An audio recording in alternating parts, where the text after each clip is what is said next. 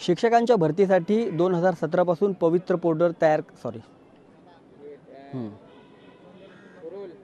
शिक्षकांच्या भरतीसाठी 2017 पासून राज्य सरकारने पवित्र पोर्टल सुरू केलं। मात्र या पवित्र पोर्टलनुसार शिक्षक भरती योग्यरित्या केली जात नाहीये।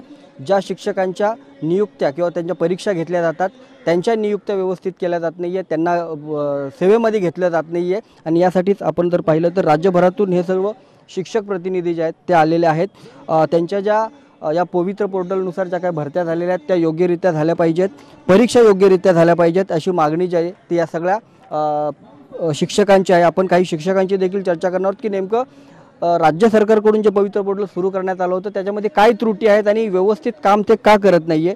दादा, तुम्ही उपोषणाला आज बसलेला आहात, आंदोलन करताय, काय नेमक्या मागण्यात? कारण पवित्र पोर्टलनुसार भरत्या केल्या जातील असं राज्य सरकारने 2017 मध्ये सांगितलं होतं, मात्र आता नेमकी सगळी काय परिस्थिती आहे? 2017 पासून सर एकंदरीत तर विदारक परिस्थिती आहे। 2017ची रिक्त अपात्र गैरहजर प्रक्रिया अजूनही झाली नाही, ती प्रतीक्षेत आहेत। त्याच अनेक उमेदवारांची वयोमर्यादा उलटून गेली। परंतु खरं दरवर्षी परीक्षा घेणे बंधनकारक असताना अगदी परीक्षेच्या आयोजनामध्ये प्रचंड मोठ्या प्रमाणात कालखंड घेतला यांनी, कधी 5 वर्ष तर कधी 3 वर्ष। आता 2025ची प्रक्रिया याचे आयोजन IBPS मार्फत करण्यात आले। 5 महिने झाली परीक्षाला आणि त्याचा निकाल घोषित होऊन 3 महिने झालेत।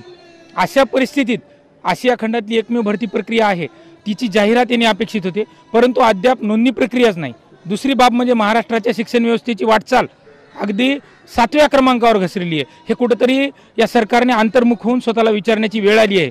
आणि दुसरी बाब म्हणजे मागील तत्कालीन शिक्षण मंत्र्याच्या काळात व आता पानशेत पॅटर्न, शाळा समूहकरण अशा गोंडस नावाखाली महाराष्ट्रातली शिक्षण व्यवस्था बंद करण्याचा घाट घालते।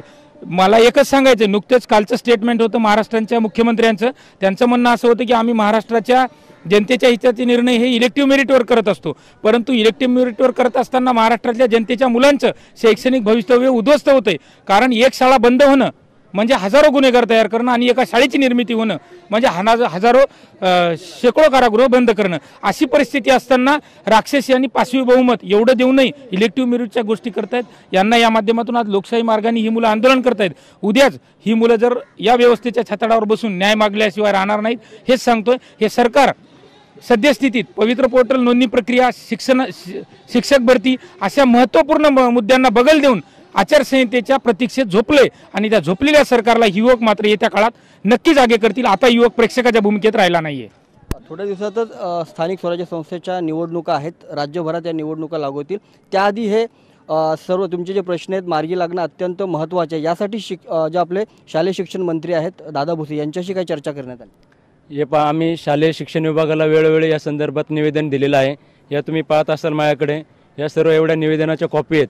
आम्ही ग्रामपंचायतीपासून मंत्रालयापर्यंत प्रत्येक विभागामध्ये हे निवेदन दिलेलं आहे, परंतु आम्हाला हे पहा तुम्ही निवेदनावरती फक्त एक OC म्हणून आम्हाला स्टॅम्प मिळतो।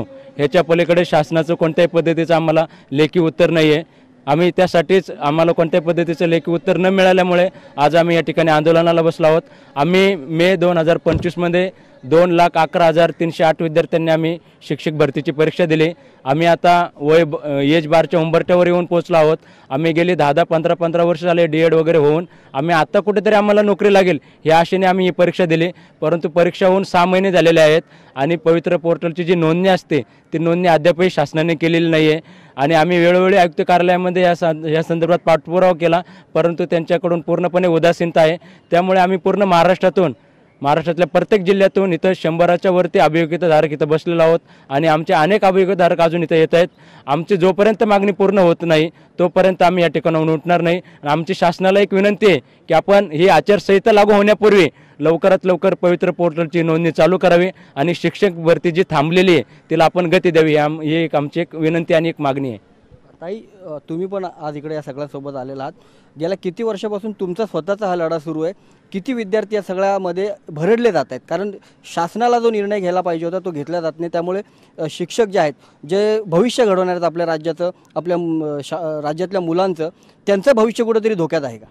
खरं तर सरकारने पवित्र पोर्टल हे सुरू केलं ते फक्त शिक्षकांसाठी आणि आपल्या पूर्ण राज्यातील गोरगरिबांच्या मुलांना गुणवत्तापूर्ण आणि पात्रताधारक असे परिपूर्ण असे शिक्षक मिळावे म्हणून त्यांनी हे पवित्र पोर्टल सुरू केले. परंतु त्याद्वारे शासनाचा तरी आम्हाला काही असा दिसत नाही आहे भूमिका की ते काही पटपट भूमिका घेत आहे, त्याच्या निर्णय घेतील या बाबतीत असं काही दिसत नाही आहे. म्हणून आज आम्ही इथे आंदोलनासाठी बसलेलो आहोत. परंतु शासनाने पवित्र पोर्टल ठीक आहे, आजपर्यंत आम्ही शांत बसलो, परंतु आता आम्हाला समजलं आहे की शासन या बाबतीत काहीही भूमिका घेत नाही. तर आता इथून पुढे आम्ही आमच्यासाठीही घेऊ आणि पूर्ण राज्यातील गोरगरीब शेतकरी आणि कामगारांच्या मुलांसाठीही लढू, कारण आम्हाला त्यांना उच्च शिक्षित बनवायचं आहे, आम्हाला देशाचं भविष्य घडवायचं आहे. याच्यासाठी आम्ही जे वाटेल ते करायला तयार आहोत. धन्यवाद आमच्याशी बोलल्याबद्दल.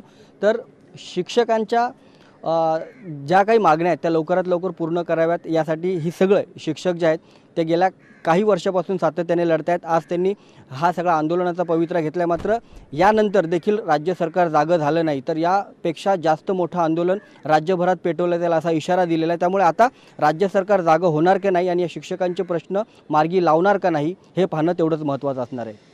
कॅमेरामन राजेशसोबत उमेश करंजकर, लोकशाही मराठी, मुंबई. लोकशाही मराठी, ऐका, पहा, जागरूक रहा.